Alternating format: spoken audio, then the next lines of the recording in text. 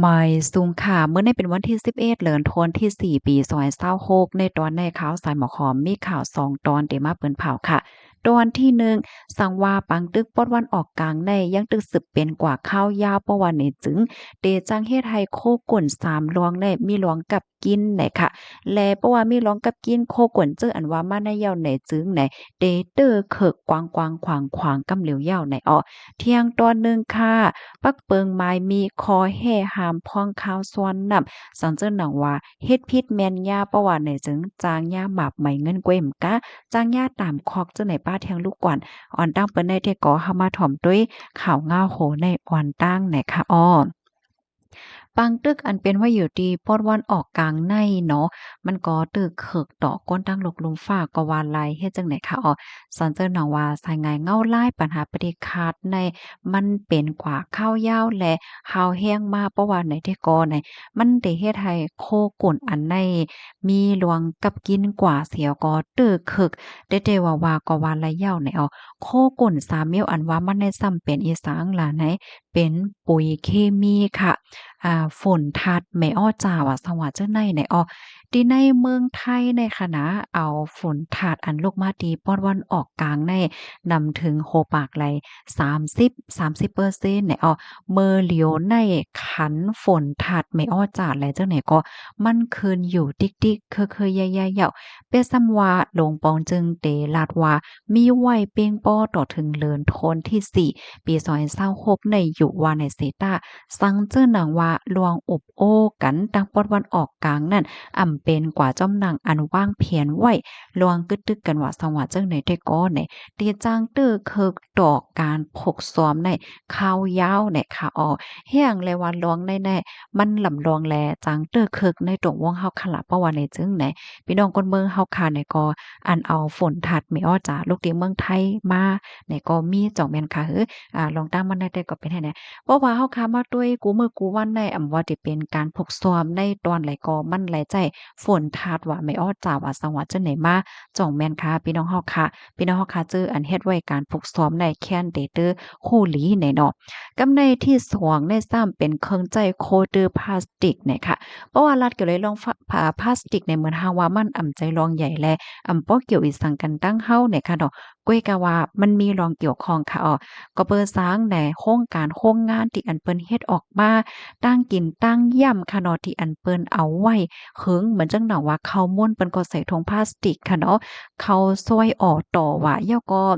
ตั้งกินตั้งย่ำต่างเจอต่างเปิงเที่ยงแหละจังไหนในอันที่ใส่มันในค่ะเนาะแอบว่าถุงว่าจังไหนในเปิ้นก็เอาพลาสติกเฮ็ดจังไหนนั่นน่ะ เลอเซนั่นอันเป็น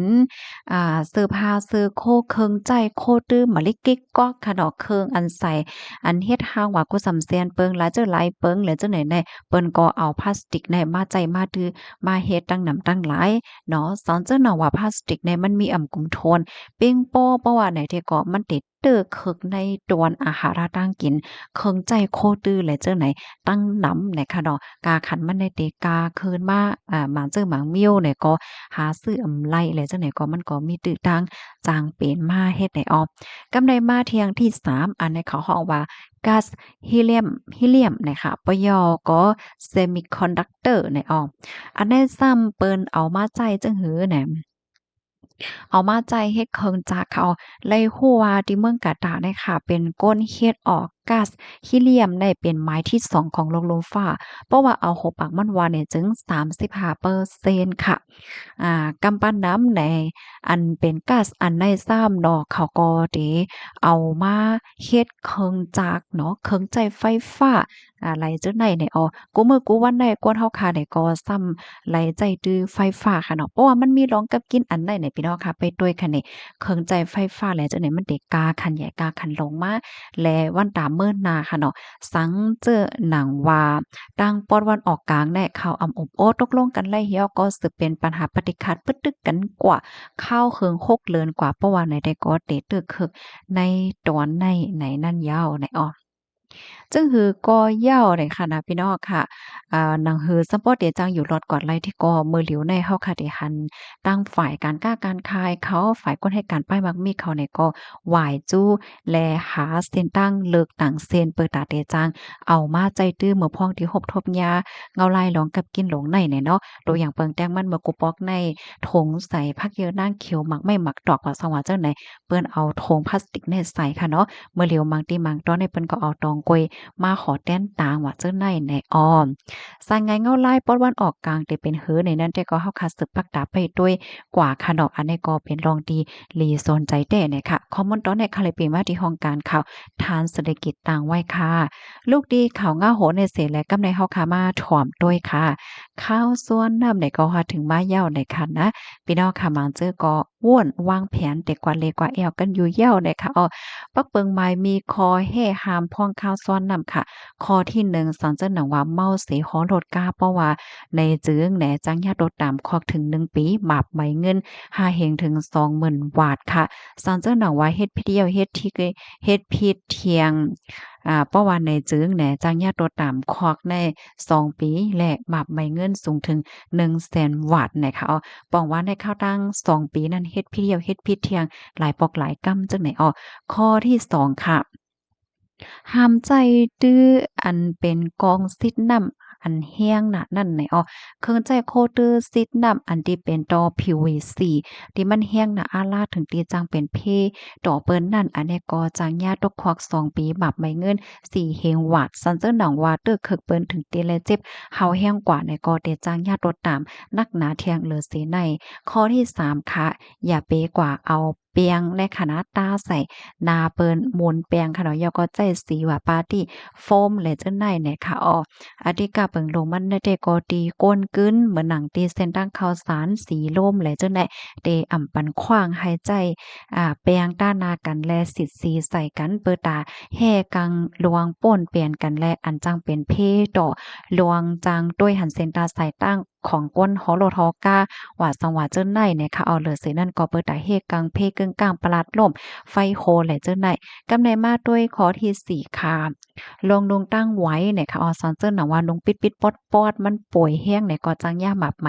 หาเฮงหวัดค่ะข้อที่5ห้ามขายน้ำเมาแอลกอฮอล์ปันลูกอ่อนและป้อนข้าวยำอันมักมันค่ะ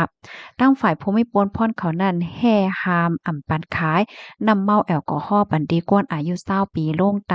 และเดแลขายจำหนังข้าวยำดีมักมันไหวนั่นได้ก็เป็น11โมงกลางวันต่อถึงไหววัน2โมงและข้าวยำกลางค่ำ5โมงต่อถึงเตียงขึ้นกะนานก้วยเหลือเสดันให้ห้ามอ่ำปันขายตีในสวนโอเยียนและปื้นตีขหาบการขนข้อที่6ห้ามเล่นน้ำเหนือรถเหนือก้าเหนือหลังคาและเจ้าเนี่ยเนาะอันที่ว่าเอาปุ้งน้ำถังน้ำโหลงมาใส่ก้าสิเลนจังนั้นได้ก่อเฮ็ดไรอยู่ค่ะก้วยกะว่าอ่ำปันนางตีเขียบก้าอ่ำนั้นก็อยู่เนินหลังคาก้าแหละจังได๋เปิดตาแฮกังลองปลาดโตกเหี่ยวก็จังเป็นเพข้อที่7ค่ะห้ามหอรถก้าไว้แห้งป่นตีเพราะมีปนพรเขานั่นเตรียมมีไว้เคิงปักตาด้วย24ชั่วโมงสอนจึงหนังว่าการลำในคอไว้ประวันในจึงจางย่าหมับไหม4เหงหวาดในข้อที่8ค่ะก้นจื้ออันเตจัดเฮ็ดปางมนต์ซื้อพองข้าวสวนนำนั่นเตละย้อนควางตีผมมีปนพรเขาเสกวนสอนเจ้าหนังว่าเกินเกี่ยวหลอกก็เสียงลังอ่อนอ่านม่อเมป่วนขิงข้าวยามที่อันมักมันเพราะว่าเนี่ยจึงจางยาตัวตามเอาตั้งผิดเหมือนกันไหนค่ะลงที่เฮาคานับย้ำขอให้ห้าม8ข้ออันว่ามาในจะแลว่าเปิดตาเงิงลวงย่าหมับใหม่ตามข้อกะนานกุ้ย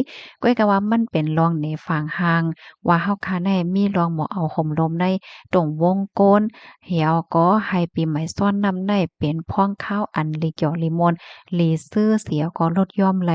ลวงตึกเคิกลวงเจี๊ยบลวงหลู่ลวงซุ่มนั่นว่าไหนคะข้อมูลในค่ะเลยปีมาที่ห้องการข่าวไทยรัฐออกไว้ค่ะปีน้องๆเฮาค่ะลูกพ้องเขียงข้าวซ้อนนำเหลือนหาในจ่องมีแผนแต่ก่อนแลก่อนเล่นนำค่ะหือตรงตักอบโอ้นัดในกันมาไลนะคะยินจมกูก็ที่รับถอมปันแห้งค่ะไว้ทรงค่ะ